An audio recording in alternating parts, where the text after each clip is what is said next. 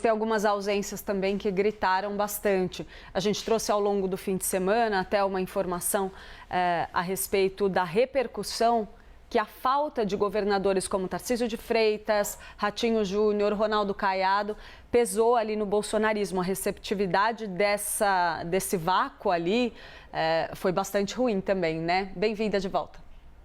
E um silêncio desses governadores, Clarissa, só para pegar esse finalzinho do VT do Bruno, eu queria só chamar a atenção para o Nicolas, porque o Nicolas tinha sido muito cobrado porque tinha se ausentado nos últimos atos, ele tinha um compromisso de família, um casamento, não foi, e agora escolheu logo o palco da Avenida Paulista para participar e ajudar a inflamar a plateia. Então, se lá atrás ele foi ausente, agora ele está mais do que presente e, sobretudo, depois de uma semana em que se levantou uma certa rusga entre ele e Eduardo Bolsonaro. Então, a ida dele é para tentar também mostrar que há uma união nesse momento dele com a família Bolsonaro. É claro que as ausências chamam muito a atenção. O governador de São Paulo, como o nosso repórter estava contando na reportagem, tinha um procedimento médico já marcado, mas que vem, de certa forma, a calhar como uma justificativa para não ir.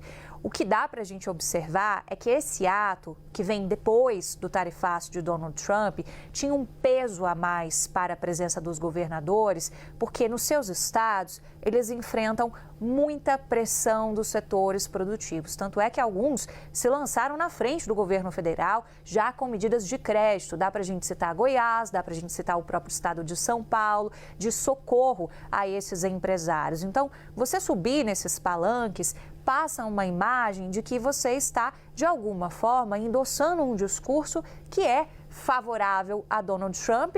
Tanto é que apareceram bandeiras dos Estados Unidos em um ato que era para ser patriótico pelo Brasil, uma espécie de incoerência nisso também, em que você vê uma parcela do bolsonarismo que está muito dividida entre estar com o Eduardo e apoiar o que ele faz, independente dos efeitos disso, e outra parcela que se vê de uma maneira um pouco mais crítica, porque entende que essa articulação de Eduardo Bolsonaro trouxe prejuízos ao Brasil. E os governadores sabem muito bem o quanto que é significativo a gente pensar em como que será pesado para os nossos setores que ainda não conseguiram uma exceção diante do tarifaço de Donald Trump, que é provocado por motivações políticas. Então, isso ajuda a gente a explicar um pouco o porquê dessas ausências e com uma crítica muito colocada por Silas Malafaia, que foi justamente quem organizou boa parte desses atos, é quem estava em cima desses carros de som na Avenida Paulista, inflamando o público e não deixou de dar ali uma indireta, bem direta aos governadores, dizendo que Bolsonaro é insubstituível e questionando, né, cadê aqueles que se pretendem ter algum tipo de papel de sucessão de Jair Bolsonaro? Eles não estavam ali. Uma referência bastante clara aos governadores de direita que tentam disputar esse espólio político do bolsonarismo, em que em outros momentos, quando Bolsonaro tinha permissão de ir a esses atos aos finais de semana, eles estavam lá, junto de Bolsonaro. Agora, um outro ponto é a gente pensar também na massa de mobilização que eles conseguem criar nas ruas.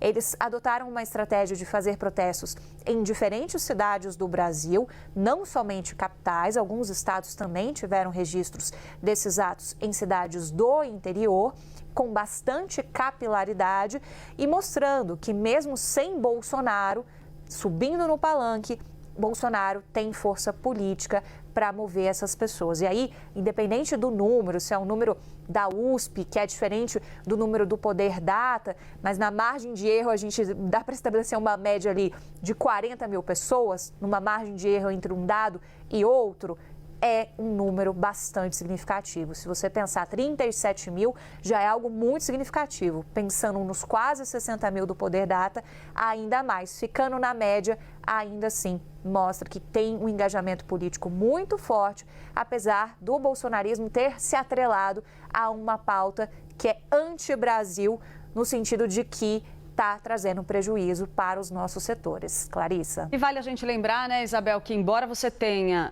determinadas ausências, você tem também algumas presenças simbólicas. Eu destacaria aqui o prefeito de São Paulo, Ricardo Nunes, que vem trabalhando ali para se aproximar do bolsonarismo e, quem sabe, até mesmo atrair com mais intensidade parte desse eleitorado para os seus projetos futuros. Estava lá, firme e forte, participando da manifestação.